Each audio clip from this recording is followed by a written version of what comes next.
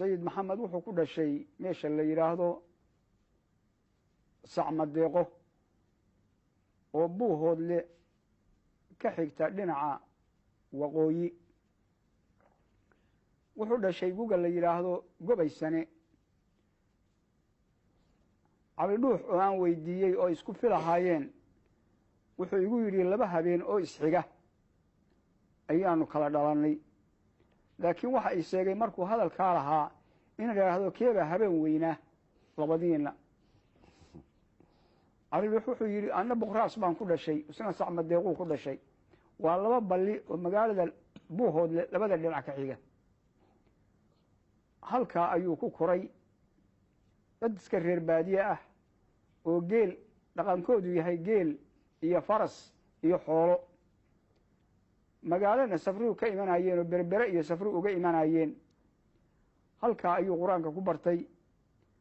wadaadadu waxay yidhaahdaan nin wadaad la ohan jiray kud qur-aan ayaa qur-aanka baray marka wax haddan lama sheegin markii dhallinyaradii joogtay ama raggay qur-aanka wada aqrisan jireen wuxuu kaga firfircoonaa oo kaga duwanaa ma ay sheegin laakiin wuxuu waagi dambeeto wuxuu jeclaa fardaha fuulaankooda oo dee fardaha iska badan ayaa isaga iyo caruurahaas uun hadba maalintii dhinac u eryaayeen markuu qur-aankii bartay waxaa loo bixiyey macalin oo macalin maxamed baa markaa loo bixiyey dee ciddaasu iska dhex mashaaxayey markii xigayna wuxuu la ku tixmay sheikh la oran jiray abukar foldheere oo caalima oo malaha mindhay ilaahay wax ku shubay maxaa yeelay hadal baa laga hayaa sayidku wuxuu yidhi ceelka walwaaleed cilmigii sheikh foldheere ayaa buuxin lahaa oo kaleeto hadalladaasaa laga haya dhowr meelood buu tegtegey oo maaragtay muxuu ayaan ka fogfogeyn dadku waxay yidhaahdaan xamar buu tegey oo masar buu tegey waxaasoo dhan anigu ma waafaqsani oo kama maqal daraawiish kama maqal ma waafaqsani yaanan odhanne daraawiish kama maqal halkaasuu tegey adiguna wixii aan daraawiishtu oran ma qaadan aad ma aan qaadan maxaa yeelay daraawiish baan rumaysnaa raggii haddee isku xeernaayeene uu cilmigiisoo dhan hayey ma ay sheegin meelaha la sheego dabadeed cilmigaa markuu bartay dee nin hanaqaada ayuu noqday ma hubo inuu guursaday iyo in kaleeto kala garan maayo daraawiishna ma weydiino arrimadii iseegtay ayay ahayd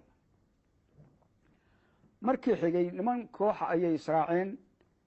waxay u kaceen xajkii inay berbere ka dhoofeen iyo inay saylac ka dhoofeen iyo inay tujaro ka dhoofeen kala garan maayo laakiin waxa uun iigu dambeeyey inay xajkii tageen raggaas waxaa lagu sheegay 11 rag nugaal ka tegey oo wax ku barta ayayna ahaayeen qolo walbana waa lahaayeen shiikhaal baa ku jirtay oo reerow xasan baa ku jiray oo dhulbahantaa ku jiray oo ogaadeen baa ku jiray rag badan oo adiga cilmigaasi isu geeyey ayay ahaayeen markii ay tageen makana kolkay xajiyeen wuxuu goostay isagu inuu la xiriiro sayid maxamed saalax oo dariiqada saalixiya madaxu ahaa sheikh sawdaan ka yimi oo caalima waxay fariisteen meesha la yidhaahdo barxatu rashiidiya haddan meeshaa waa la baabiiyey laakiin masaajidkii weli waa dhisan yahay anigu sanadka waa tegey haddan 2 bilood ka hor ayaan tegey meeshii masaajidkii weli waa dhisan yahay hase ahaatee guryihii hareeraha ka ahaye waaga la seexan jiray oo dhan jid baa maray oo waa la burburiyey 4 sano ayuu joogay baan maqalay meeshaa la yidhaahdo magaalada maka oo wax ku baranayay xilligaana xoog waxa u socday dagaalkii mahdigii sawdaan sheekh maxamed almahdi dagaalkiisi ayaa socday ninkii ka yimaada meesha ama baayic mushtari ha uga yimaado ama xajka ha yimaado ama sayidka maaragtay muxuu sayid maxamed saalax ba ha u yimaadee warku wuxuu ku ahaa sidaynu maanta idaacadaha u dhegaysanno ayaa warku ugu imanayay marmar waxaan is idhaahdaa malaha sayid maxamed wuxuu ka qalin daarsaday sheekh maxamed almahdi muddo 4 sannadood ayuu joogay raggii kale qaar baa ka yimi qaarna way ku hareen waxaa ka mid ahaa raggii ku haray sheekh axmed fiqi oo abgaal ahaa ayaa ka mid a waa ninkii markii dambeeto gabayadii buu ku tirinayay wax badan joogay maaragtay dariiqada sheekh axmed fiqi naxariis allah siiye wuxuu ku dhintay beled weyne meel u dhow meel la yidhahdo hilaqa jaabur ayuu ku aasan yahay markuu ka soo noqday xajkii cadanuun buu yimi maxaa yeelay dariiq kaleeto oo la maraa markaa ma jirin cadanna soomaali badan baa deganayd ilaa 20 kun oo soomaaliya ayaa deganayd ha deganaatee dooyaha imanayay bari iyo galbeed waxay ahayd magaalo uun soomaalidu u badan tahay ayay ahayd haddii aynu taa ka soo gudubno waxaa la leeyahay cadan markii uu yimi kolkuu arkay gaaladaa meesha marmaraysa iyo cara qabatay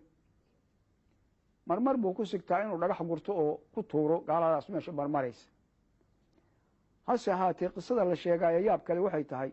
mid faranji baa ku yidhi dallad qurux badan buu watay baa la yidhi maka kala yimiyo dalladii baa mid damcay inuu ka qaado oo malaha u quuri waayey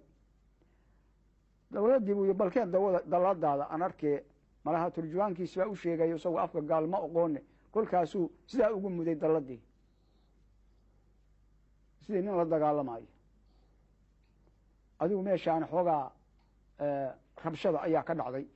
hase ahaatee bacdamaa magaalada cadan soomaalidu xoog ku lahayd ama dekadaha bay ka shaqaynayeen rag fiicnala joogay adigu uun arrintii ma sii socon layska dhaaf halkaa dadka qaarkii waxay yidhaahdaan magacan la yidhahdaa marmul of somalilan halkaas ayuu ka raacay oo gaalkaas maalintaa ayay ku yidhaahdeen ila ka daawadaad suufiya oo waalan weeyaane laakiin daraawiishi waxay leeyihiin markii uu berbere ka soo degey xoogaa alaaba ayuu watay alaabtii ayuu wuxuu yidhi cashuur ka bixi kolkaasuu gaalkii ku yidhi adigu markaad hal ka soo degtay cashuur ma bixisa yaa kaa qaaday adigu meeshaasa hadal ka dhacay ninkii turjubaanka ahaa ayaa ku yidhi war ina ka sii daawadaad waalan weeye halkaa ayaa magacu ka raacay waxaa la yidhi afkuna waa hindi hindiguna markaa askar baa dhulka joogtay hindiga ayaa magaalada berbera kolkaa dee degdeganaayo askarta meesha ka shaqaysa hindi bay u badnayd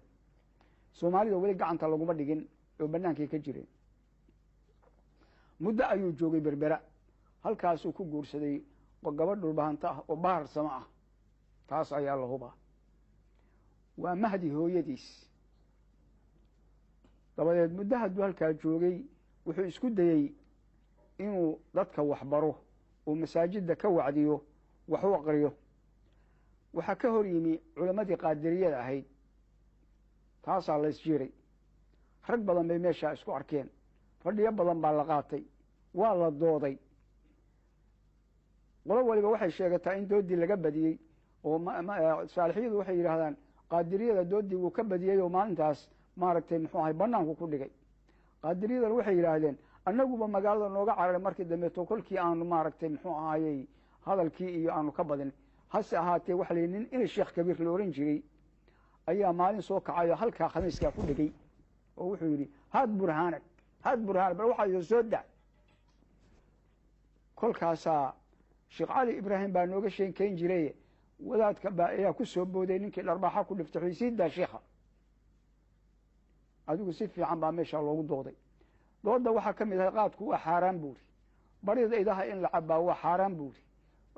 sigaarku waa xaaraan buuri gaal in meel lala joogaa waa xaaraan buuri caruurtiina inaad geysaan iskuullada xaaraan weeye buuri maxaa yeele markaa dhaymoole iyo majacaysay ayaa ka furaa 2 iskool oo magaalada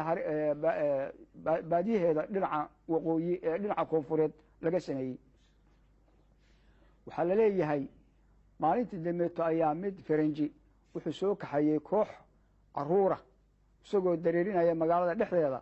ayuu dhagax qaatay oo gaalkii ku dhiftay oo wuxuu yidhi ilaahu maanta intaasaan awooda wadaad la oran jiray awgaas ayaa malaha xaalkaa ogaadayo kolkaasuu wuxuu ku yidhi bal galabtii dambeeto ina keen magaalada banaankeeda u baxaan soo sheekaysanay waa la israacay baa laleeyahay hadallo ayaa dhex maray waa ninka yidhi markii dambeeto walle wadaadkaa haddaan maanta la qaban meel fog baa laga dooni warkaasna waa maqalay intaas ayaan daraawiishu way isku waafaqsan tahay hadalladaas oo dhan markii dambeeto isagoo koox culamo ah oo halkaa ka raacday wata ayuu ka baxay magaalada berbera wuxuu sii maray dhaymoole meesha la yidhaahdo iskuol baa ka furaa niman faransiisa ayaana dhigayey oo meesha ku hayey ciyaal baana meesha joogay wiil buu u yeerayo wuxuu yidhi magacaa wuxuu yidhi john father baa la yidhaahdaa markii hore maxaa lagu oran jiray maxamed buu yidhi go-an ahayn isowtaa dadkeeni la bedelay maaha buu yidhi oo beliba kristo inaa soo gashay horay buu uga baxay oo wuxuu tegey ma jacsaye dhagxanyuu ku tuurtuuray bay yidhaahdaan kuma se daahine waa ka baxayo shiikh buu tegey dariiqaa markaa ka dhisnayd qaadiriye ah dariiqadii buu ku dhex dhacey wuxuu yii waxa kanaa jiray waxaad yeesheen meesha ka kaca oo aan jihaadna oo maaragtay muxuu angaalada ka hortagno kamay hoos qaadin waxna uma dhimin waa saagootiyeen horay buu u dhaafay burcuu sii maray magaalada burco xilligaa waxay ahayd ceel xooluhu ka cabbaan tuulo ma ahayn ceel xooluhu ka cabbaan ayay wax ka dhisnaana ma jirin horay buu u dhaafay suldaan nuur axmed ammaan oo habar yoonisa oo nin boqor ahaa ayuu ugu tegey baa layidhi meel ood weyne ka sokaysa ninkaas ayaa darajeeyey xoole siiyey dhaqaaleeyey markii dambena wuu ka tegey oo wuxuu tegey meel la yidhaahdo qoryo weyn oo wadaamo goy u dhow halkaa ayuu xarun ka dhigtay oo ka aasaasay maaragtay muxuu ahaayey dariiqada saalixiya meel fiican